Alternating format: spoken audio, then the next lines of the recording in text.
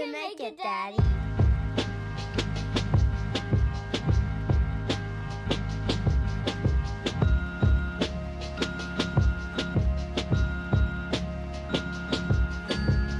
What's up, everybody? Welcome to I Got Time Today. We got a special episode today. I am going to call this the finale of kind of the mini season to start off the podcast. Been able to talk about a whole lot, kind of had monologues, been able to address some elements of culture, commentary, the church, music, etc. And we're at the midpoint of the year. So we're going to wrap this portion of the season. And what better way for me to do it than to reanimate the Black Jordans White Sox brand.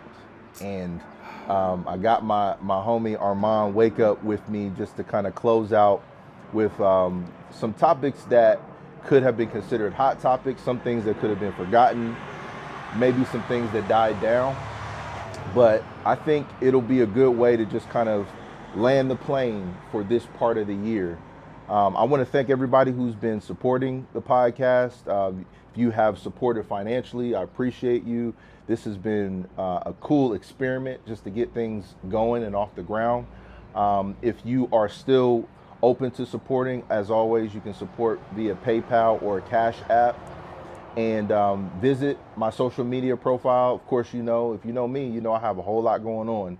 So it's pastoring, it's music, it's teaching high school students. It's a whole lot of just interacting with our city and our world. So with that being said, what we're going to do today is just kind of have some quick hits, in a sense, some conversation about some topics that I think can get our juices going. Things that we probably talk about in our spare time together, but we just wanted to broadcast maybe some very live reactions to some of this subject matter and activity that's been going on out here. So with that said, want to introduce to some, present to others, my homie Armand Wake Up.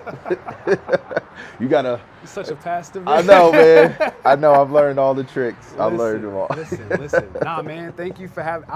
I want to say that I'm grateful to watch you like find this space for yourself. You know what I'm saying? This is something that we've talked about, you exploring for a little while. So for you to, finally create the space for your own voice that is outside of raps, that is outside of the pulpit, this has just been great. So, nah, man, Thank you for having me. Can't do it without me. You know what I'm saying? Facts. And this is, again, like a space that we create for each other in different ways. Like we've done events together. We've done IG Live. We got to talk about it tonight, just kind of spur the moment stuff. Yeah. So, this is just another space to explore the dynamic. Real quick, I just want to give a shout out to local brand Soul Classics. I've been trying to show love to some of the local brands in Columbus. Soul Classics is probably one of the staples of Columbus, especially in terms of Black businesses and, just the interaction or intersection with the Midwest and fashion, particularly here in Columbus, Ohio. So shout out to Soul Classics, Deontay Johnson, the whole staff, Yavis, one of my homies, Yavis Ellis. Just really appreciate the work they've been doing in the community, and I think they've been coming out with some fire stuff, especially here recently. So appreciate you guys. Want to continue to show support.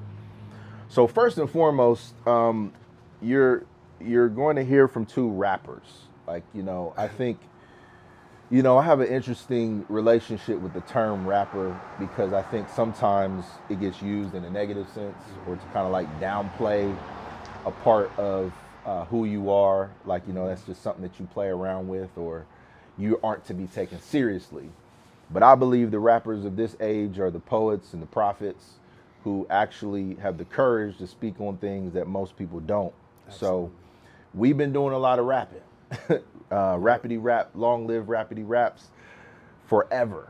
So I wanted to kind of kick off our conversation and just ask if there's anything you've written lately, any verse that you've written or released that is particularly meaningful to you, and anything you want to say about it. I think, honestly, it's not something that I've released yet. It's I was asked by a friend of the show, Tragic Hero, to write something, and I have like as I'm getting older, I have a love-hate relationship with like rapping. Sometimes I don't want to do it. Sometimes I want to do it. Like I'm just trying to figure out my place in it. Yeah. Yes, man. You know, am I done? Is it over? Do I need to pivot? Whatever. And he asked me to write a verse, and I decided to just for my Patreon, I was like, I'm gonna just record it and like show my process. And I wrote the whole verse in about 50 minutes. Okay. And what it did was it sparked that love again. It's like, okay, that's dope. Not only do I still have something to say, this was fun. Mm-hmm.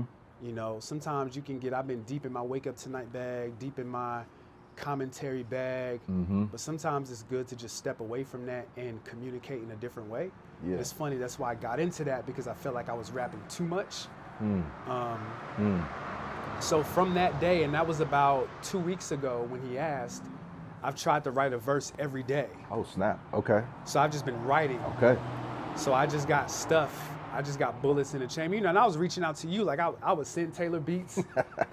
Like, yo, what you want to do? Because I needed what I was saying was I need help. Like, come help me jump off the porch and give me this motivation. Sure. And Tragic kind of did that unintentionally in a different way, because Taylor was like, nah, you got it. You take the shot.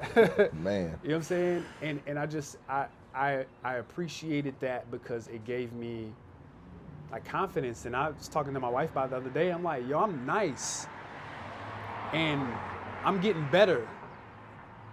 Like, wow, that's different. You think you hit a crescendo, and it's like, nah, not really. You hit a crescendo for that time. Yes, bro. I'm getting better. So shout out to Tragic. The verse that I wrote, it's some of it is on Patreon, but I'm sure it'll be on a record that's coming out soon. But I'm about to start dropping music again pretty soon.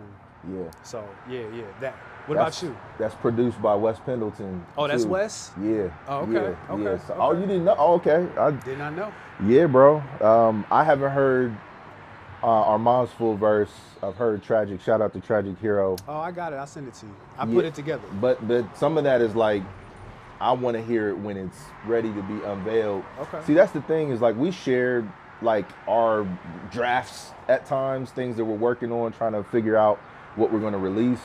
But sometimes like it's just good to be a fan. Absolutely. You know, like, yo, I want to feel what everybody else felt when you put it out. Yeah. So I'm very much looking forward to that. And to just kind of piggyback off of what Armand just said, it's almost like, you know, I feel like these is almost Benjamin Button raps, man, because as I'm getting older, I feel so much more confident and comfortable on the mic, like writing, articulating my thoughts, being concise, you know, just being able to fit a lot within like 16 or 24 bars. So it's like, you know, some people feel like you can never recapture your youth or what your peak was when you first started. I feel completely opposite. It's like, man, what was I doing when I was younger?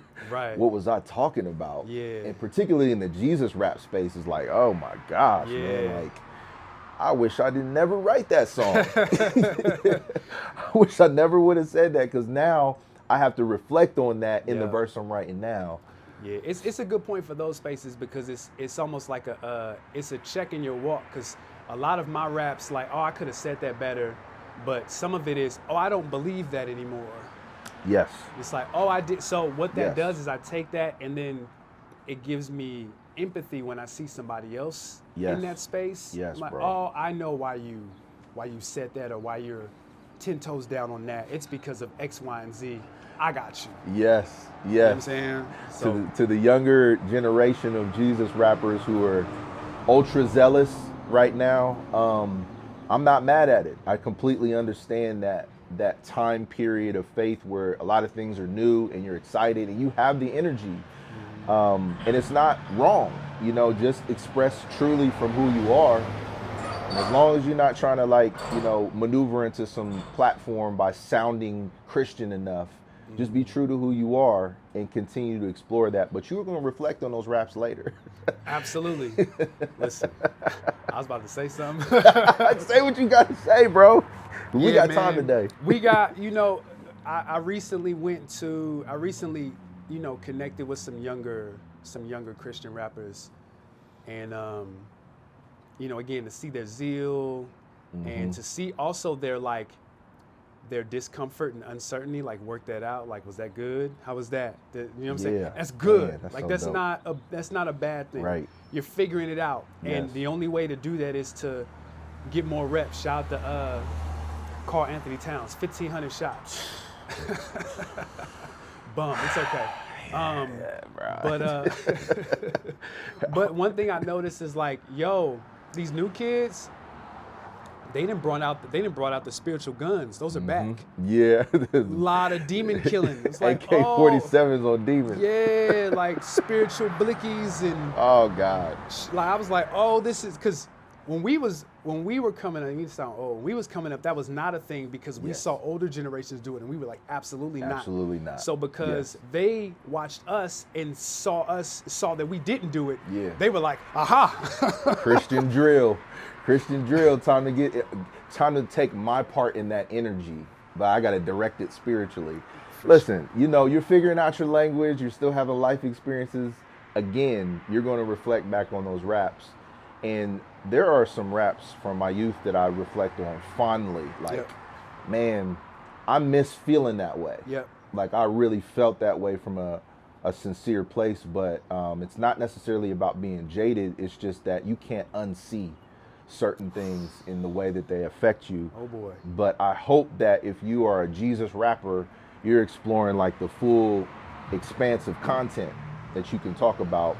'Cause I've met some of these younger rappers or just younger people, and a lot of them are just not into Christian rap. Yep. They're not, like, Kanye is their reference point, and that's it. You know what I mean? And so it's like they're unaware of the whole space. So I try to say to the CHH space, there's a bigger world than CHH, and particularly as a follower of Jesus, what you want to communicate and convey can travel outside of that space. So it's not to say let's do away with CHH, but let's not just act like this is the only place that we can travel and play around with, particularly in terms of lyrical content. Right. And so I'll say for me, one of my favorite verses right now is what I wrote over the Drake instrumental, because like, which one? The new Drake instrumental from the new pack that Drake released. You talking about the Evil Ways joint that we did? The Evil Ways joint. Okay, yeah.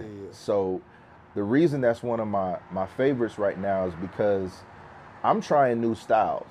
Like, I'm trying new cadences. And when you try a new cadence and you feel like you actually hit a vein and you're able to kind of stick with it, and this is technical, nerdy stuff, then it's just like, oh my gosh, like, what else can I try? Yep. You know what I mean? And I feel like I heard a snippet of the verse that you did, like, because there's no drums on that West beat. So when there's no drums and you really can just maneuver, oh my goodness, man, it's just exciting to feel like there's another gear. And I felt like I was able to tap into that gear, even though there's drums on that track. It just made me think like, well, what can I try next? Yep. So I'm just excited about the craft as an artist. I think, and I won't go too far into this, but, the Christian spaces have trouble with, communicating confidence. Like when you're good and you're just basically trying to perfect like how skillful you can be. Christian spaces will try to double back real quick and say, it's not about that, it's about Jesus. And I'm like, by exploring the goodness and the skill, I am making it about Jesus. Like, I'm just maximizing the craft and the gift and the ability that I feel like he's given me. Right. And if you just kind of check out on that and don't believe skill is a part of it, then I think you're missing a big opportunity to be even more effective than maybe the way you are right now. So I look at that verse now and I'm just like, man, you have some more places to go as you enter into your 40s. You know, like it's still a level of content that can be explored and a way to convey it that may resonate with more people. Yep. So I'm excited about that, man. Like when Armand sends me beats, it's not like, you know, I can't just start rapping. It's just now I just got too much stuff in the tuck. And I got to figure out, like, how am I going to release everything? Yeah, that's the problem. That's the problem. Having too much, not only too much on your plate, but like, you know, the rollout, the content that goes along with it. Yes. Do I hold space for, like, what does that look like? That. But on the flip side of that, I am actively fighting to not care about that anymore. Okay. Because I've spent the last 4 years caring about that too much. Yes. And it has held me back from being and doing the things that, to ask yourself, like, I ask this just with all my clients, just as a wellness coach. First thing I ask is, like, yo, like, what makes you happy? Like, what brings you joy? And for me, it was, dog, I used to work at Chase. I used to drive home on my lunch break, and I would, like, have a beat, like, in my BlackBerry, right? And I'd be writing at work. I would drive home, lay the verse down, upload it to Bandcamp, and then go back to work. Man. And I'm like, yo, I missed that. Now, granted, I can't do that now. Just my time doesn't afford me that space. But it's the freedom behind it. Oh, yeah. Like, yo, I'm just about to put this out. Yeah. 7-minute drill, right? Let me just get this together, do something real quick, and just let it go for that moment. On, like, on some drill. on some Tupac stuff. Yeah, yeah. You know what I'm saying? I wanna get back to that. Yeah. But I still want to maximize it because there's so much density and quality in what I'm saying that I don't want it, because it's released so quick, it gets into that vortex of, you know, everything is important right now, but it's not important tomorrow. What was all over the headlines last week, nobody cares about today. Saturation, just fatigue. You know, like emotional and mental fatigue of just the excess of content. But we're gonna talk about that today. Yeah, bro, it's just so much. But at the same time, like, I feel like the craft, people are excited about rapping. You know, there's people rapping for their life. Fight, R. Kelly, fight for my life, bro. I'm tired. We not going there today, but anyway, it's a good time, in my opinion, to be a rapper. To be a rapper, like, that is tapped into the craft of how hip hop makes space for rap in a particular way that honors, you know, the skill, that honors the heritage of what it means to step into this artistic expression. So with that being said, we just had a monumental battle. Some would say the greatest battle of all time. I disagree. And so you have the perspective, you have the history, thinking about this generation. Greatest battle for this generation. Oh, absolutely. man. But there's no other comparison. So there's no comparison. Yeah, what do you, MGK and Eminem? Like, what's the bar? But yes, for this generation of the last 10, 15 years, easily. And I actually think MGK cooked Eminem. He did. But he did. That's another story for another day. I'm sorry, Eminem stands. They're about to kill you on YouTube. Listen, man, he didn't age well. I'm just telling you, like, we can't relate to him the way we did back then. And even looking at those lyrics, I won't go there. I think this battle that we just experienced is some people's first time having that feeling. Absolutely. You know, that excitement around competition. Absolutely. Like, two of the greats, like, really putting all their skills to the test. Absolutely. So I just wanted to ask, like, what are some takeaways that you are processing? Like, it don't have to be everything, but just some things that you've been thinking about lately. I think what you first have to say is, and real quick, I'm sorry, I'm talking about Kendrick versus Drake, just in case anybody thought what battle was that? Yeah, exactly. I don't know. I just want to be safe. I think the first thing you have to say is that Kendrick Lamar put on a masterclass of strategic. I might sound like a rapidy rapper. I might get my cannabis bag for saying this, but strategic. They don't even know who cannabis is. It's fine. If you know, you crazy. know. strategic lyrical warfare. Yes. Right? Yes. Everything from one of my favorite moments of all time, like of life, not only just in hip hop. I'll never forget where I was when Meet the Grams stepped on Family Matters. I'll never forget it. I'll never forget it. That was an amazing just moment. And we always talk about Kendrick being a master of moments. It's one of the ways that he won that battle. He did. If this is boxing, he dictated the pace throughout the whole fight. Drake was on defense the entire time. Yes. And you have to give Kendrick Lamar credit. Yes. There is no big three. It is just him. It's just him. Yeah. Yeah. With that said, I think it was a setup. Okay. That's my hot take. Okay. I think that For him or for both? no. I think that there are a coalition, a collective of people, of artists, music executives who either, I don't think they had a math, they weren't in the studio with Kendrick. I think Kendrick was just like, I'll do it. Because I think Kendrick genuinely doesn't like the dude. If this ain't no like Illuminati puppetry thing, no. Yeah. Kendrick was like, bet I'll do it. Yep. I'll shoot him. You know what I'm saying? I'm the trigger man. I got him. And been saying it for years. And been saying it for a decade. I'll do it. I'll take him out. But what I'm noticing is, first of all, Drake has been saying for the better part of 2 years, I want to take a break. I'm tired. I need to get my health together. There are just rumors of drug use and issues when you listen to his music. Yeah. He's definitely medicating heavily with women and hard substances. Yep. And I think when he got off tour, this was going to be his time to take this break. In between the two tours, he put out Scary Hours 3 because everybody wanted him to rap.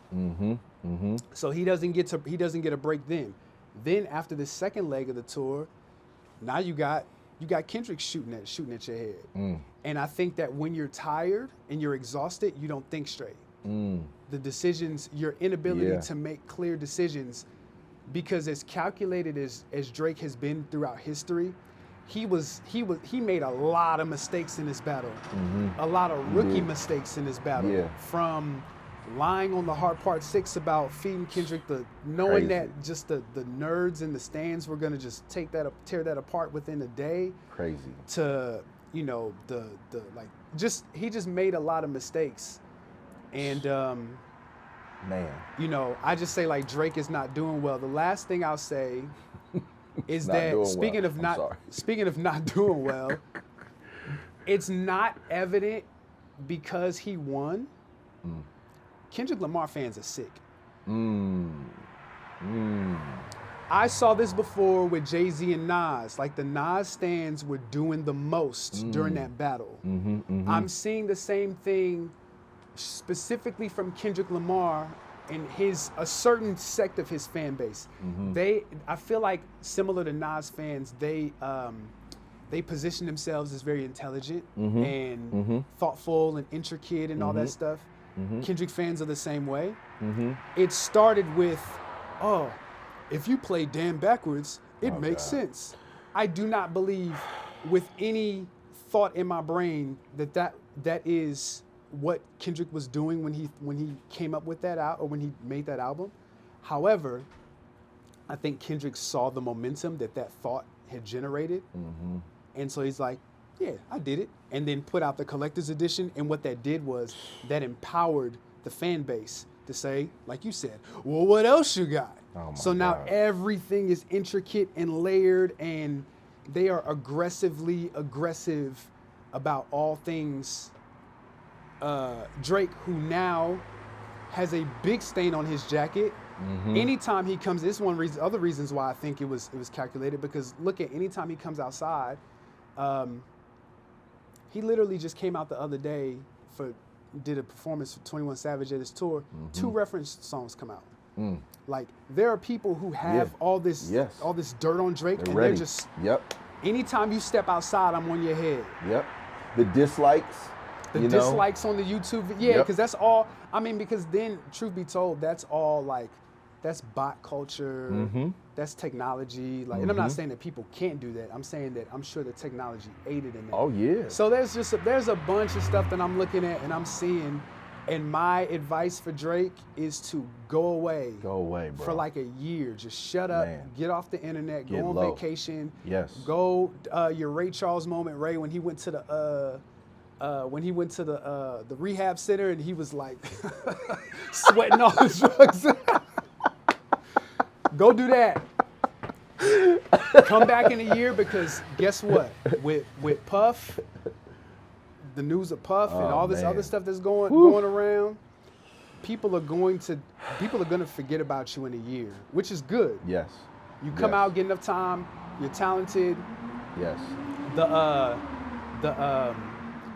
The reference tracks don't bother me because when you look, all of the artists who write the references are credited. If you are a credited writer, right. you are not a ghostwriter. I just want to be very clear. Yeah. And Yeah. when you find out how many of your favorite artists have writers, you're gonna be upset. You've been sold a dream. All of them have writers. Every last one, not just Drake. So, including Jay-Z. including Jay-Z, including Wayne, all the top tier, they all have writers. They all get. Why do you think? I'm chilling. Hey, look. But that's my. I've already said enough. That's my take. Cat Williams said this is the year things get exposed, and there's levels to that, you know. So I'm like, obviously, there was a part of me that emotionally was just drained, you know, from this whole thing. Like I was devastated after Meet the Grams. Like I was emotionally like, oh my gosh, bro. Yep. Like I can't believe this level of diss, if you want to call it, but just like a direct attack and assault on a person's soul. Facts. Like came right after such a highly crafted, well executed Family Matters song. Yep. Like there was branding associated, there was a video, it was a dope visual. The lyrical mastery, like Drake was finding pockets. Man, bro. And everybody else caught hell. Like ASAP Rocky got. They're done. Everybody else he mentioned, they were bodied. Let me be clear. He got all of them out of there. Yep. Like just that little that drill pocket, like where he just started going crazy. Yep. I don't want to hear no responses. Rick Ross is done. Rocky, you're done. Yep. Even The Weeknd, like, which I think is some real beef. Yeah, like, that's real beef. That's real beef. Behind all of this rap beef, I think he just got them out of there swiftly. Yep. But I really didn't think he had anything on Kendrick. You know, he's usually the master of the narrative. You know, he can craft the narrative and be petty behind it, use social media, but Kendrick said, I'll be in the booth, you know, and the stories say he went to the booth one time and got everything out that he needed to say. And then he was just strategic about when to release it. And bro, to your point, he mastered the moment to step on not only a diss record, but a Drake diss record. A bomb. The red button that Drake has been alluding to for 6 months. On the weekend. Because they were supposed to ride out during the weekend. It was Friday clubs. night. Yeah, we supposed to go. Yep. And he sent everybody home from the club, like thinking about their life in a way. Because the final bar is like you at war with yourself. It was a therapist conversation. It was a TMZ article. It was disrespectful to his parents. Yeah. It was like Didn't even call him Mr. or Mrs. Nah, Sandra and Dennis. He started off saying, I'll be a better father to your son. Let me talk to the child. Like, I'm not even talking to your dad is messed up, son. Bro, That's wild. I was emotionally wrecked from all of that. But then, you know, I think I was like, look, I'm ready for the battle to be over at that point. And then the next day, Not Like Us comes out. And I'm like, once A minor happened, I was like, oh my gosh, bro, this is over. I was on the phone with Yav when it dropped, and we were talking about it. And I said, "Wait, he dropped again," and hung up the phone.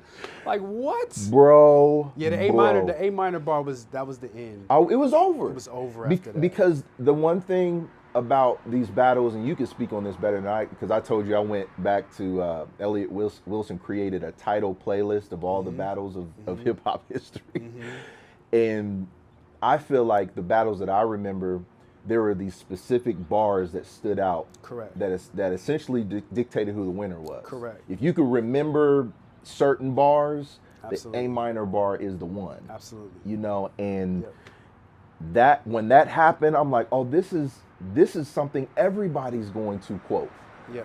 You know, and Drake didn't have that one, even though he had a lot of punches. So They Not Like Us came out, and I'm like, yo, he made a pedophile anthem, and at the same time, it's DJ Mustard, it's C-Walk Ready, It's West Coast. it's West Coast. That he won the cultural war, Yep. and that's what to me he exposed the most about Drake. He had people questioning whether or not Drake was allowed to say nigga.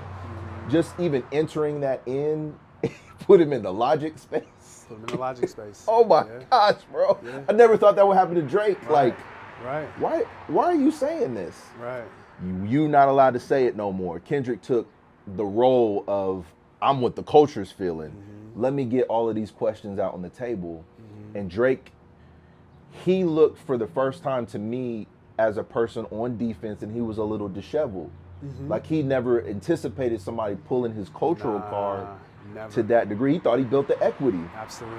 Beyond the raps, to me and for me, the reason why I would probably put this battle up for me and my personal experience up in probably the top 2 or 3 of all time is because of how you were able to watch in real time academics' reaction.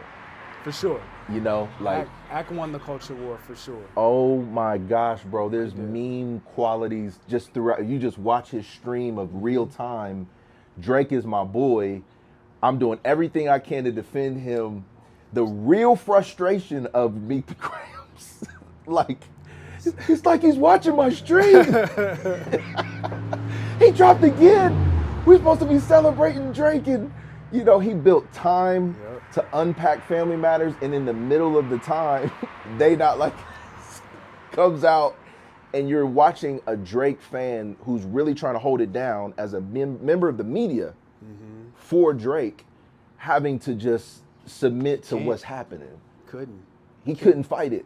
Can't spin out of that one. You can't spin out of that one. So I think for me, that was the first time I had an opportunity to experience a media reaction that was like actually human, you know? Yeah, for sure. Absolutely. It wasn't professional. It wasn't professional. It was, you know, you have time, you get the Breakfast Club, they've already got their takes that they mostly, you know, these media outlets mostly just scour the internet, pick out the takes that go viral, and then just reword it and you know, just regurgitate it. Yes. What was dope was that Ack wasn't able to do that. Yeah. He couldn't hold the face. Couldn't. And if anything, for academics catching a lot of the hell that he's caught over the last few years, just with him being, you know, in many instances, we'll call him a culture vulture, even though he's black. It did give him some credibility. Yes, it did. Yes, it did. Being able to navigate that stuff, and then, you know, like you said, like eventually have to bow and concede. That's a good word. Yeah, concede. He had to concede and say, yo, Kendrick got the battle. Drake is my man. Kendrick got him.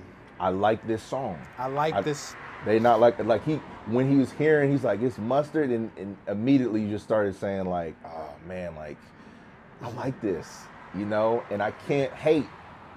And I love seeing that in real time because again, he's devoted. This is his GOAT. Yep. But he's watching in real time like his GOAT get dismantled. And he's playing we was talking about how Drake was he was playing the meme game. He was. And it's like, bro, you gotta rap, bro. You gotta rap. Shut up. It's funny that Kendrick beat Drake at the internet games, but has not said a word. No tweet. Yep. No Instagram post. No nothing. Just raps and let the culture of the internet itself do the talking for him. Yep. And That's how you do it. And won. Just off the and had more in the tuck. So who knows where this could have really went on a darker level. So this is a business decision for Drake, just like it was for Pusha, in my opinion. Absolutely. Because it's like, all right, we get to the point where this is, we can't do all that hip hop stuff. Yeah. Like we got brand deals and I got different a lot of things. people in my pocket. Yes, bro. Like you can't go where he's gone because you're gonna risk everything. He ain't got nothing to lose. Kendrick is like, look, I live a boring life. I like peace. Yeah. I ain't got nothing to do but rap. I've been waiting for this for a decade. For a minute. Absolutely. So tuck the sensitive rapper back in his pajama clothes. BET Cypher Kendrick. Cypher was like ready for it. Oh. Even just like not like us being serviced, like it went out to DJs. Yes. Like now that I've taken up DJs, there are like spaces you go online to get music, and they call it a service pack. Yes. Where you put out clean version, dirty, radio, instrumental, acapella. Like the record, I think Not Like Us came out on a Sunday. It was Saturday. Saturday? Yep. Yeah, it was Saturday because Hard Part 6 came out Sunday. Mm-hmm. Came out on a Saturday. It was serviced on Monday. That's why I was like, this was thought out a little deeper, and someone was like, hey, when you put this record out, it's going to do this, this, and this. You should probably service it to DJs.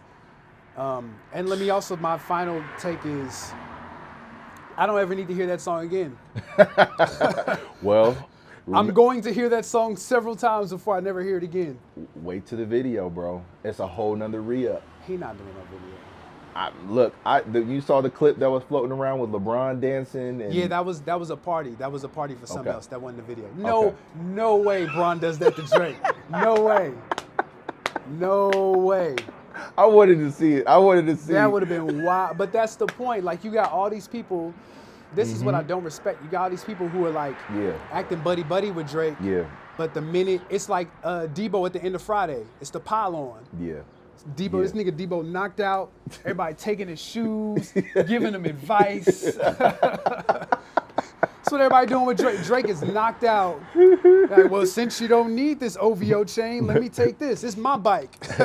Hey man, Kendrick was almost like the instrument of justice. Absolutely. Because Drake was like the evil supervillain.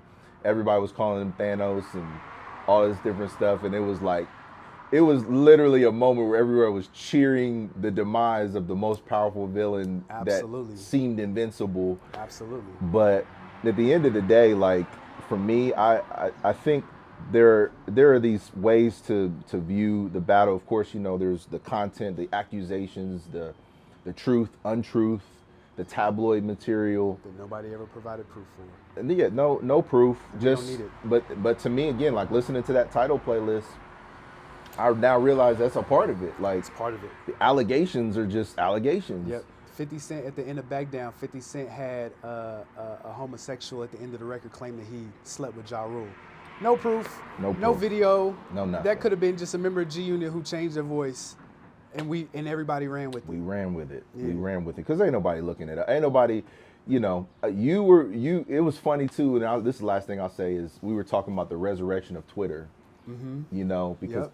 I've never really gotten into threads, so I wasn't able to compare how it was going. It was night and day. Okay, It's night and day. okay, because Threads couldn't keep up. The algorithm ain't right yet. Twitter is still to the second. right now, yes, Still to the second. Yes. Undefeated in that, but unfortunately, just a bunch of yahoos and just mess on there. yeah, bro. Yeah, you gotta curate your feed. I'll leave the hip hop discussion at this point, because we've had some time to process a little of what we've seen of Vulture's Kanye. Because he tried to insert himself into the battle. Yo, Dot, I got you. I got you right. All right. After I just told you I watched you on No Right, Parties in LA. right. Like, bro, no, Cut it out. you're not gonna be able to. You're not gonna be able to capture the attention like you usually do, because. And I've never seen people like get Kanye out of here quickly It's over. to focus on. He took his beat. Yeah, we like what you did with the beat. Yeah, Everything else to get out of here. yeah. We Except, don't need it. I was here for. It was funny to see him clowning Cole for a quick second, because Cole, my God, bro, I'm sorry, bro. I can never look at J. Cole the same way again, and that's just me evaluating the tough talk. Not to say he can't rap, not to say he can't be introspective or, you know, flirty or whatever you want to say. Grippy. Oh, bro, that didn't go well. But It wasn't wise. I can't hear him talk, I'm the greatest anymore. Yeah. I can't hear that. The might delete later was almost kind of like, it was like a smoke screen, because he comes out and says, I'm sorry for stepping. That was the first problem. The first problem was that he even recorded the song. You're not ready to take this all the way there. You should have never put that out. But it's not just, I need to delete this song where I specifically talked about Kendrick. You was talking about Kendrick the whole joint. So you got to delete the whole joint. Like, this wasn't just, I made one diss record. If you listen to that whole project, he was talking crazy. He was shooting. And at the time, everybody was here for it. Like, yeah, bro, you got it. I thought Cole was gonna be the one to get Kendrick out of here. I thought that was the battle. I was ready for that. You know me, bro. I was like, Kenny's a psycho. Yeah, that's what I've learned. He's crazy. Yeah. Like, legit not well. Yeah, and yet bored. And bored. Idle. I'm bored. Chilling. I'm bored and crazy. Yep. So, but with Kanye, I think I just wanted to put that out there to revisit some of our past conversations about his walk, his journey. You know, do you have any thoughts about where he's at right now? If we even want to call it a walk. Yeah, because I've seen a lot of Christians say, like, they don't think he's Christian anymore. Okay. I disagree with that. Just because, again, when you walk with people, you see like the depth and the places that people go during their walk when they're, and he said it in the interview, like, he's got some questions, and I was like, oh, okay, you got some zealous theology that got wrecked pretty quickly. That's all that is. We're gonna hear the siren. We are live on location in Milo Grogan, so everything is life out here. This is how it's I Wednesday live. at noon. Yeah, this happens every week. Y'all be out. Yeah, it's not the apocalypse. The sky Right, did not crack. We talk about Kanye. Yeah, right. As we talk about Kanye, coming Jesus back. Like, wait a minute. Nah. Go ahead, my So bad. I don't believe that. I just believe he got some whack theology. I think he got some whack discipleship, and I think that all of where he placed his faith in was just very childish and immature, and it got wrecked. And in that, usually when that gets wrecked, you go back to your old devices. You come back and you go back harder. All this abstinence that I was doing, like I wasn't doing. Oh no, I'm deep in a strip club now. I'm going back to all of my salacious behavior. I saw that, but I also see somebody who doesn't really sound like he wants help, wants his yes men, and still thinks that he is who he was. And I think under the layers, yes, you're always going to be that creative genius, that forward-thinking, prophetic, apostolic, like that's always going to be there on you. It's going to be on your jacket, but you got to sort through some stuff. And until you do, it's just going to sully everything that you do. Yeah. And I just, when somebody comes to me and is like, yo, Arma, can you mentor me? Can you be my big bro, my OG? Sure. We have a conversation. We might have a couple conversations. If you decide that you want to go in a certain direction and that direction takes you further away from me, I'm not going to chase you. I'm going to let you go down that path that you think is right.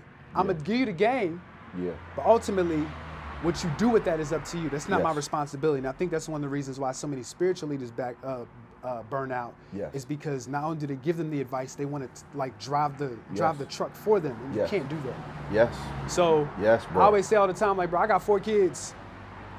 I'm gonna drive the truck for them, and even then, I got a 19-year-old. I can't even drive the truck for her. Some stuff she's just gonna have to learn on her own. Yep. And for Kanye, there's just some aspects, even at his big age, he's like 40, like almost 50 or something like that. Yep. He's just some stuff he's going to have to learn on his own. And Yep. we got to be okay with that. Yeah, we got to be okay with it. And it's so funny to even say that, because who are we? You know, Facts. like, yes. Who are we to determine the outcome or, the quality of the journey? A lot of this celebrity stuff, in my opinion, is like a misdirection on our own self-awareness. Absolutely. Like, we don't have to deal with what's going on with us, so we just consume celebrity drama. Facts. To avoid actually processing, like, what have we done or what are we going through? 100%. What have we gone through? And this whole, specifically in the Christian space, I'll speak to it from a pastor's perspective. I've heard things growing up all my life around this idea of God being married to the backslider, like that, like that's the language. And I feel like I had the privilege of growing up in the kind of church where I saw humanity everywhere. So it doesn't really shock me to see people who call themselves Christians acting human. Yep. Or having like a human experience that did not look godly or righteous or whatever word you want to call. Absolutely. And they still have like a sense of spirituality. But man, when stuff happens in your life, that you didn't plan for or you didn't even want to experience. Mm-hmm. I'm looking at somebody who thought he could force his marriage to work by faith. Yep. And Facts. Try to make Kim Kardashian a Christian. like just on very simple logic, like, yep. I'm listening to 3 6 Mafia, like, don't save her. She doesn't want to be saved. You know what I'm saying? Like, that's very practical. That's a lesson you can learn in the way you interact with people and develop expectations. Mm-hmm. But when you have your own kind of personal God complex on kind of making things happen and being able to create something out of nothing, then you at some point have to learn the lesson that life will humble you. Facts. And there are things outside your control, and you may even get to the point where you start to blame God 100%. For the outcomes. And I just like, man, I feel humbled that I get to watch somebody publicly work through these different stages. Because I still believe that he has, a sense of faith in God, but it's injured. Mm-hmm. He's disappointed, and now it's just like, listen, I got to hustle. I got to go out here and do what I know to make money, because I don't have no help. I don't have no friends. I don't have any support. And I took risks that nobody was willing to stand with me on. So now I just got to get all of the feelings out that I feel. And I have to make myself feel better through the means that I know or understand. Doesn't leave faith out of it. It just makes it more private. Yep. You know what I'm saying? Like, I'm not going to be out here on Christian stages. A lot of y'all Christian stages got stuff to answer to. You can misdirect it and say, oh, I don't know if Kanye is a Christian. Nah, y'all was definitely ready to put him on the platforms. Y'all was definitely covering him in the media. Absolutely. Y'all was definitely quoting him in your youth groups and playing the music. And now you want to take it all back, like, nah, man. He's wearing his clothes in the pulpit. He's wearing his Yeezys. You were collecting cultural currency. 100%. You were also making money. Yep. Off of the business and the ecosystem of Kanye West. Yep. And soon as the waters get a little troubled, you out. Yep. You was Trump supporters. You was loving the fact that he was with Trump. And some of y'all align that with what it means to be a Christian, and all of that. Like, y'all was doing it. You know what I mean? Jesus is King came out, and I remember all of that. But one of my favorite songs from that album to this day is "Hands On," because he's like, "What have you been hearing about? What have you been hearing from the Christians?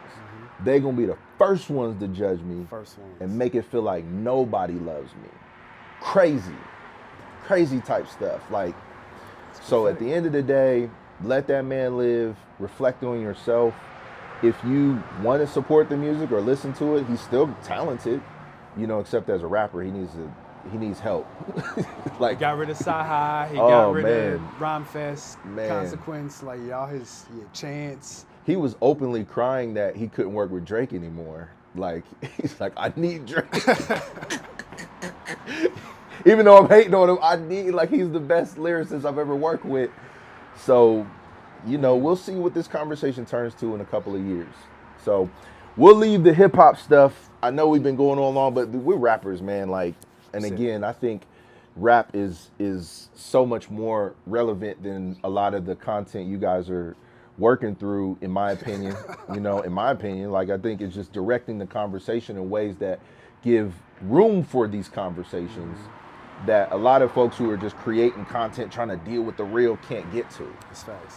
So I really want to just switch gears in a whole nother way in terms of like public consumption.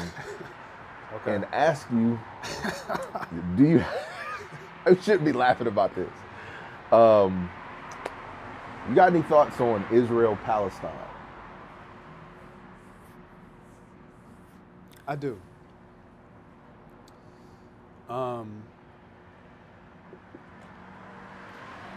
For a long time, I got a couple. So for a long time, I felt like guilty because I wasn't keeping up with it. And I was like, this seems like an issue that has some like biblical implications. And as a believer, I should be connected to these things and I should care and I should know what side to stand on and I should know the history of it. Yeah. And I don't. I don't. In fact, I'll take it a step further and say, I'm not availing myself to be invested. Okay. Yeah. Yeah. And I think I later like did my, because I asked this question like, maybe 6 months ago or however long when the conflict first, flared back up. And I got some good information to at least have an understanding of what was going on. Like, okay, cool. So now I know. And it what really stuck out to me was like that guilt that I had associated with not understanding or being connected to it. It's like, well, I got so many other things going on in my life. Am I selfish for prioritizing those things over this conflict? Am I naive enough to believe that something like this will never happen in America to our children? You know what I'm saying? And then after that, a couple weeks passed and I saw a predominant pastor, a predominant local pastor, I'll say, spew some rhetoric over the pulpit that was pro-Israel. Okay. I was like, okay. But if I'm combing through this information, this don't really sound very like Christian-y to me. That you're pro-Israel and you're saying this is God's will, but it is the massacre of children and women, and it seems to be about money and power and position. Like none of this reflects Christ. So are you pro-Israel because this was because of the biblical implications or how Israel is discussed in the Bible? If so, that's a really lazy take. Man. And then I got into my, this is, we're not going to, we'll talk about the church a little later on, but like, Christian nationalism is at play. And it's just seeped into the black church. Oh, okay, got it. And, people just, when somebody like that speaks, and I'm not, specifically going at him because I don't like, but when it's a certain demographic or type of person, when they speak, whatever they speak is absolute law. It's fact. It's Bible because he said it. That's right. Yeah. And no one is going to go and explore the facts for themselves. Even if the information is very clear, it's still pro-Jesus, go Jesus. And it's like, I don't know. I don't think so. If I'm doing the math right. and I got a calculator app on my phone. Man, bro. So I think I'm doing the math right. I double checked. I asked other people, is this the right answer? I showed my work. I did Man. all the things Man. that I walked through with my 10-year-old when I help her with her homework. Yeah. And Yeah. it didn't look right. So those are my two takeaways, was that I felt guilty for not caring and questioned if that is something that we should care about and to what degree. If we don't care about it, is it okay? Yeah. And then number two, just automatically defaulting to being pro-Israel when the actions of what they're doing seem very unlike Jesus. I don't have a whole lot to say about this. I felt like I felt a sense of responsibility to bring it up because it is kind of like a global conversation. Sure. But I feel very similar to you in the sense that very early on, I just realized I wasn't informed. I didn't feel informed to just take a stance.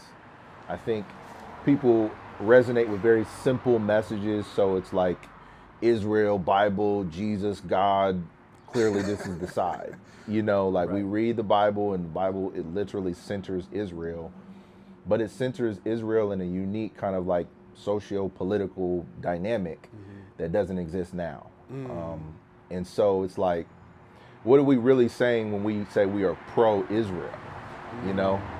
So there's all this language to sift through, and then there's the actual history of that conflict in that place on earth that I know, generally speaking, most of us are not aware of, particularly in the church that, you know, essentially says we side with Israel. We're not aware of the history or even like what informs the conflict. And then, you know, I think for me, I've just tried to do a lot more listening instead of virtue signaling, you know, like, because I think that's one of our biggest problems in terms of like the way social media has rewired us, is that we want to look like we have the right stance publicly and say we're on the right side of history, you know. Well, for everything. For everything. And you know, it's the gift and the curse of this era is that we have more information than we've ever had, you know, but the curse part of it is like we also have more disinformation than we've ever had. So if you're not a discerning person, which typically most people aren't, we emotionally react to, you know, what we see, or we don't really know what our biases are. It just creates this toxic environment of virtue signaling that ultimately doesn't really truly give you the honest opportunity to communicate what you know and what you don't know. Absolutely. You know, so you just want to look like you know, versus just like, you know what, man, let me just not say anything until I have a better understanding, or at least develop some implications with people in my relationships, my personal space. Correct. And I'm like, you know what, I'm now starting to learn the distinctions between the idea of Israel from the biblical Bible sense and Zionism. You know, like that's a distinction that I've started to explore, because it's not the same. It's not the same idea of what it means to support. It's not the same idea of implications on faith in God. So I just been kind of laying low about that and learning. You know, not saying it's not important, but I'm listening, I'm learning, and maybe directing people to voices that have done the scholarly work or can unpack the history. Yeah. And then finally, I'll say, like, you know, the justice issues that we're still wrestling with here, they still deserve our time and energy. You know, one of the things I'm thinking about a lot right now is literacy in our community. You know, like our kids are not able to read. Like that's huge. Like our kids can't read. And so how would they even investigate what's going on with this particular news item if they're not even charged up to just read on their own? Wow. You know, so that affects our ability to even decipher through information. Yeah. So I think that's, you know, connected to so many different other issues in our community. My emotional energy is tethered to that right now. And it's not to say I'm better than anybody. Oh, you know, this is the real and you ain't. Nah, like I'm just saying that we have to leave room for other people to devote their energy Yes. in specific ways. Yes. Instead of acting like you care about everything equally across the Yes. world. You don't. Yes. And you're not getting bombed. So let's make room for a distinction between people who are living through those circumstances, trying to convey what they know and experience to the rest of the world, versus you over here, just pretty much living in a mountain of consumerism and picking and choosing which things are most popular and consumable for content's sake. I just distrust it all. We was talking a little bit about the George Floyd era and how much has completely changed now in terms of how people even reflect back on that. Yep. And some folks was looking real crazy, saying that they were ready to die for Black lives. And what was your allegiance really to? Was your allegiance to the trend or the actual issue that starts to get into our systemic efforts to change? I think to your point, the allegiance was to the moment. There we go. It was to the emotion of the moment, because what I'm seeing, the dynamic in 2020, everybody put up their black squares on Instagram, and everybody stood in solidarity and live streamed, being out for the protests and made their signs and did all that stuff. And now you're seeing I'm seeing more discourse around, talking about it isn't enough. Talking about Israel and Palestine isn't enough. Is there anything more that I can do? I feel helpless. And I think that attributes to a few things. I think you make an excellent point of allowing the people who have the energy and the resources to help and aid to that space do so. And then also allowing people to deal with what we got going on here. You know what I'm saying? Like it's crazy. It's crazy out here. People, it's crazy. And because here's the elephant in the room. Everybody is not doing well. Man, come on. We are not okay. We're not okay, bro. We are still unraveling what we experienced in the pandemic. Yes, bro. And so now I gotta care about sex trafficking in the entertainment industry. Now I have to care about a war and a conflict in another country because children are being murdered. Now I got to worry about inflation. Now I got to worry about another president. I can't afford my groceries. I can't buy a house. I had people and relatives who passed away in the pandemic. I'm still grieving that. Like, you want me to care about everything equally now? And if I don't say anything, then I'm wrong? Crazy. You're crazy for having that expectation of other people. I ain't got nothing else to say. That's a Selah. Like, just think about it. Like, that would be my encouragement, is just to stop and think about that. And have some grace for yourself. You know what I mean? Like, don't just allow the guilt trips to take you on a journey that you're not equipped for. Have some patience and grace with yourself. Like, do I have capacity to really engage with this to the degree that I'm being told I have to? And then celebrate the people who do have the energy and who are doing the work. One thing I will say is what's happening to Palestinians and Palestinian children is unjust. Absolutely. It's wrong. Absolutely. And it grieves me to see the silence about that, or make it seem like it's a political alignment just to acknowledge this is really messed up.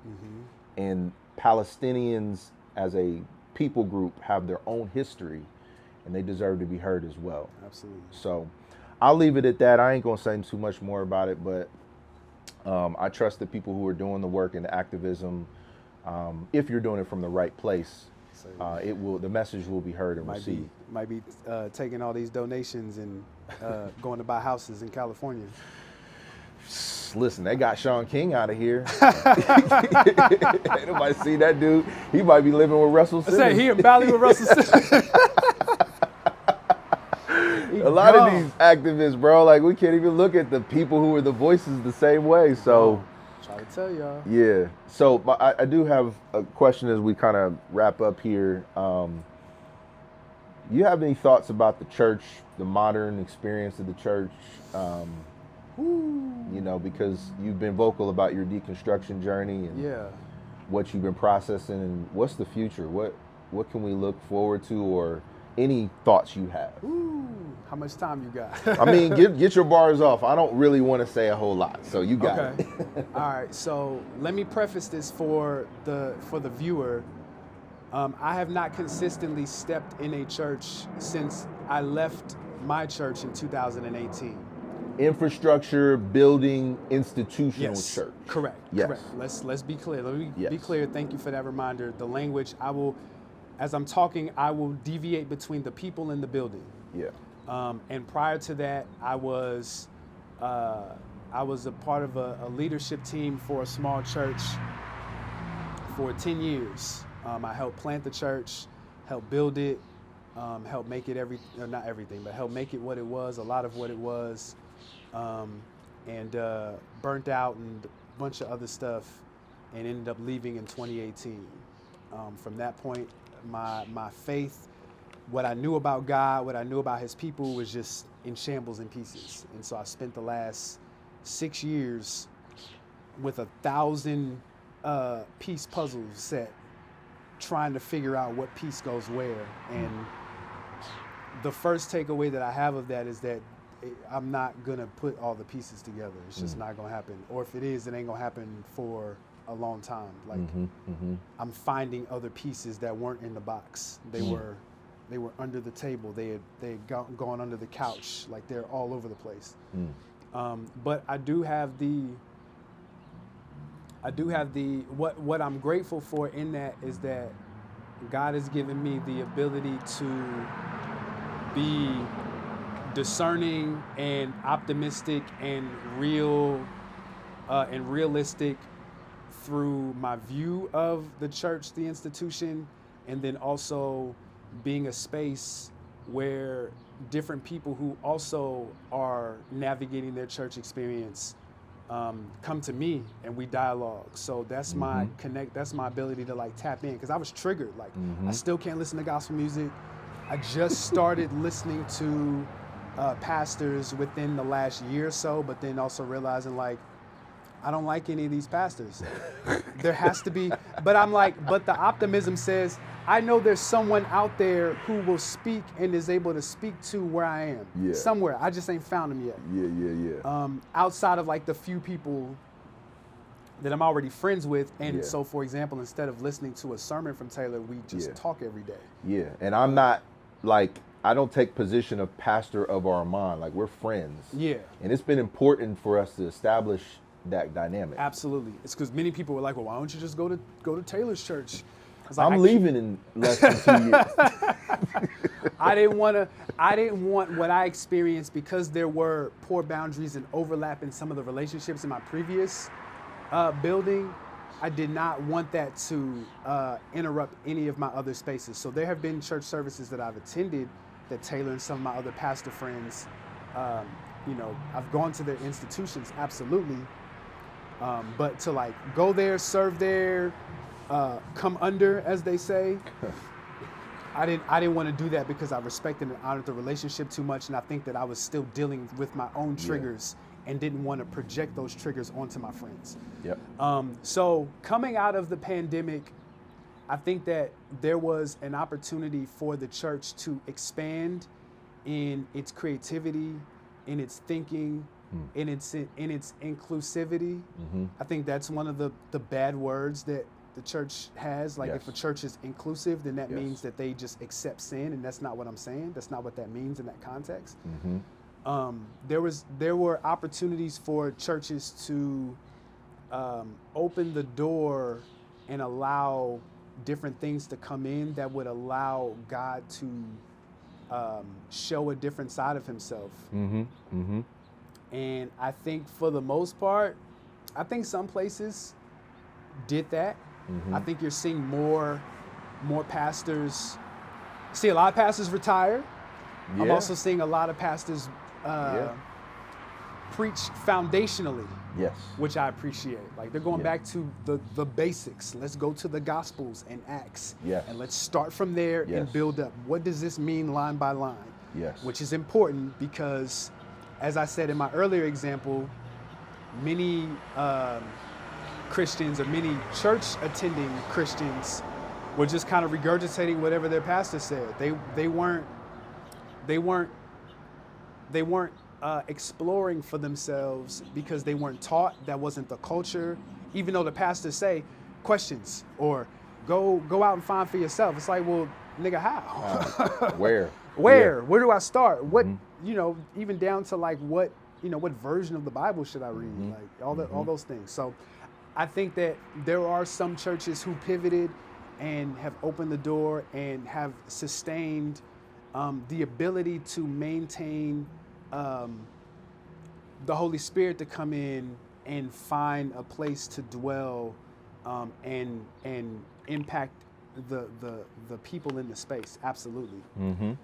But I also think that a lot of people just wanted to they just wanted their check marks to come back.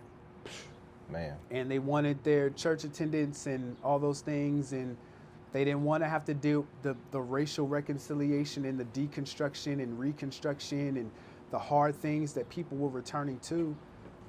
They didn't want to deal with that, or they did and realized that they didn't have capacity or the infrastructure to deal with it. So now you have a bunch of people. Now you have two generations or two demographics of people who are returning to church or thinking about returning to church. You have the teen/young adults, and that generation, I'm sure you know this, they are different. They are different. They are not going to come under tradition for the sake of. You have to, because we're in the information age, you have to tell me why. And I need to believe that your why. I have to agree with your why, and then I'll come over and, many people are not willing to divulge that information and essentially disciple those new converts or those younger people into those spaces. It's just real quick, just something interesting you just said. It just triggered this thought. I think we're experiencing right now a rebrand of tradition. Like a new version of these are the rules, and it looks different and it positions itself as a departure from tradition, but it's still rules. Still rules, still tradition. Absolutely. It's crazy. And it's very funny. And it's the people who, it's similar to people who say, well, I'm non-denominational, like, and that itself is a denomination. It's 100%. Absolutely. So that's a good thought. The other people that I'm seeing is that, and this will lead to maybe a larger conversation that we can have, is I'm seeing people return to church who deconstructed or who are deconstructing and did not leave the faith. Yes. Because usually, again, deconstruction is another bad word that a lot of Christians are afraid of, because many people who deconstructed, they deconstructed out of survival, out of hurt. Yes. You know what I'm saying? Like, I'm doing this because I have to, because I'm injured. Yes. A word that you used earlier. Versus, I got questions. Yeah. And y'all the same people who turn your camera on and say, it's okay to ask God questions. God's not afraid of your questions. Just come to him and it's like, but what is deconstruction other than a series of questions? You know what I'm saying? So you have those people who have deconstructed and gone to a point where they're like, I want to come back into this space, and they are different. Yeah. And the institution is not different enough to sustain their difference. Yeah. In a perfect world, there would be like a deconstruction. It would either be woven into the fabric of the building, or there would be a deconstruct. I know y'all love y'all auxiliaries. There'd be a deconstruction auxiliary, a space for people who have these questions to navigate safely, rather than just like, not only do I not have a map, I got to find one. I just got dropped into the middle of the Amazon rainforest and I don't know nothing about nothing. So what that is giving birth to, both of those demographics are giving birth to alternative third spaces. Yes. So it is the Christian club. Yeah. It is the spot that we went to, where we talked about earlier, where the young Christian artists, like, they not They don't want to go, when we were younger, we wanted to perform at Scully's and we had the space versus like, they're like, no, this is our spot. We're over here in this restaurant. They've opened the door for us. We pulled the people in, boom, boom, boom, boom, boom, right? Yeah. So these alternative third spaces that in a perfect world, churches would come alongside and support with accountability, discipleship, resources, so that these things can flourish rather than just allowing it to be a division of your church that now you are Lord and ruler over when you don't do anything but show up. The pastor thing where they just come to the event, say that they were there, they supported, and then they leave. And it's like, you could have stayed home for all that. Yeah. But that's. But they take a lot of photos and take a lot of video. Of course. And so I think that's the future of the church. I think the church is it's not going to go away because people say, oh, we don't need, we got people who are like, oh, you don't need church. The church is within you. And it's like, no. The church as an institution is very convenient. And one of the pillars of American culture is convenience. And in some ways, when you allow that to pacify you, it's bad.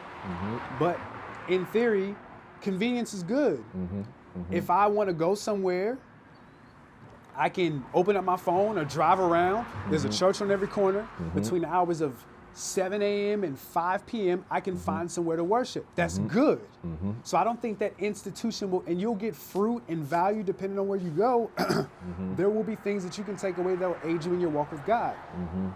But I think additionally, we are going to, this is an opportunity for spaces like what I'm, curating, Kairos Cultures, Kairos Kickbacks, where there's intersections of, there are multicultural intersections.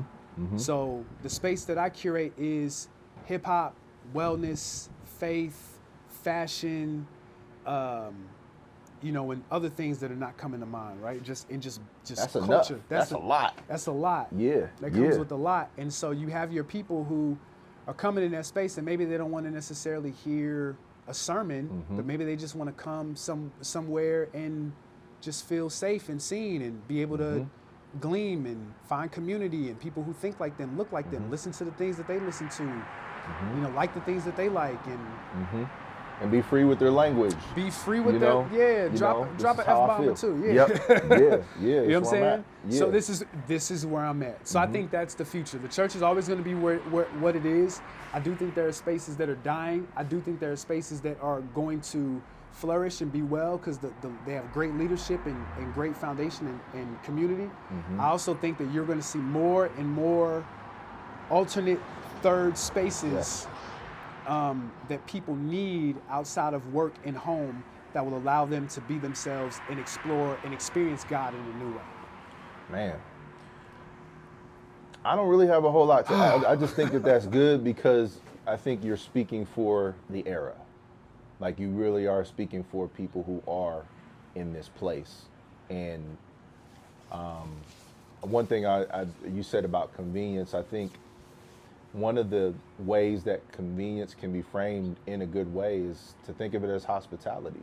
Like, you're making people feel comfortable. You're giving them access points. That's right. That they don't have to, trip over. And it can really be a good way to help facilitate growth. The flip side of that is when people worship convenience and say, I'm only going to do this if you make it convenient for me. Right. But that's always a heart thing. And I think at the core of all of this, it's always going to be a heart thing. If you earnestly are trying to reprocess your faith and connect it to your life, you're going to do things from a sincere place. That's right. But if you're just in a place where you just want to critique everything and say it's all trash and then disrupt anybody else's growth, that's also going to come out and it's going to become a toxic environment.